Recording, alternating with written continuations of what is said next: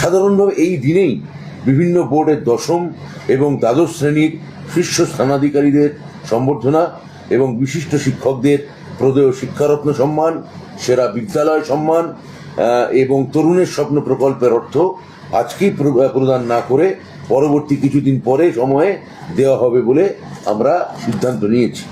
ফলে এই যে দেওয়া হবে না বলে যে একটি বিভ্রান্তি কিছুদিন আগে গণমানুষে কিছু অংশের মধ্যে ছড়িয়েছে, আমি তথ্যহীন ভাষায় দৃঢ়ভাবে বলতে পারি যে সেটি একেবারেই গুজব।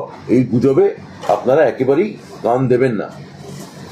আপনারা জানেন যে আমাদের মাননীয় মুখ্যমন্ত্রী শ্রীমতী মমতা বন্দ্যোপাধ্যায়ের নেতৃত্বে 2011 সালে বাংলার শিক্ষাক্ষেত্রে এক আমূল পরিবর্তন হয়েছে। গোটা রাজ্যে অসংখ্য নতুন বিদ্যালয়, মহাবিদ্যালয় স্থাপিত হয়েছে। ছাত্রীদের পড়াশুনোর সাহায্যকল্পে চালু হয়েছে স্বামী বিবেকানন্দ মিন্স কাম মেরিট স্কলারশিপ।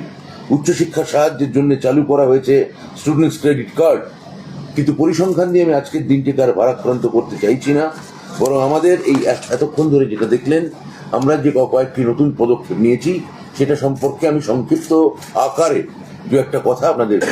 আরেকটি বিশেষ উদ্যোগ আমরা নিয়েছি, সেটা নিয়েছেন মুখ্যত পশ্চিমবঙ্গ মধ্যশিক্ষা পর্ষদ।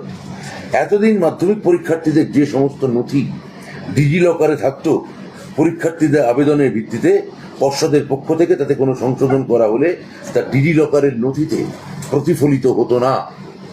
ফলে ছাত্রছাত্রীরা বিভিন্ন সময় নানান অসুবিধার সম্মুখীন হতেন।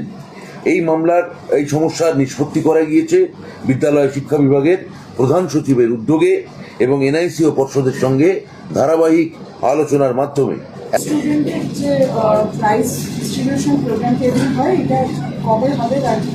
আমি তো বললে আমার বক্তৃতায় যে আমি বলে দিয়েছি তার আমাকে দিয়ে পুনরাবৃত্তি করাবেন না, খুব শীঘ্রই এই বিষয়ে আমরা জানিয়ে দেবো। কিন্তু এটা হবে, করবেন একজন একজন করে করবেন।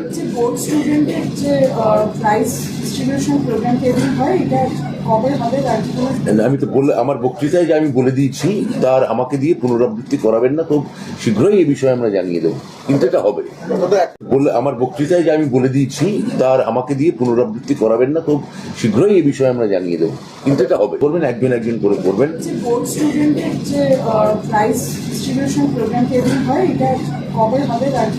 আমি তো বললে আমার বক্তৃতায় যে আমি বলে দিয়েছি তার আমাকে দিয়ে পুনরাবৃত্তি করাবেন না, খুব শীঘ্রই এই বিষয়ে আমরা জানিয়ে দেবো। কিন্তু এটা হবে।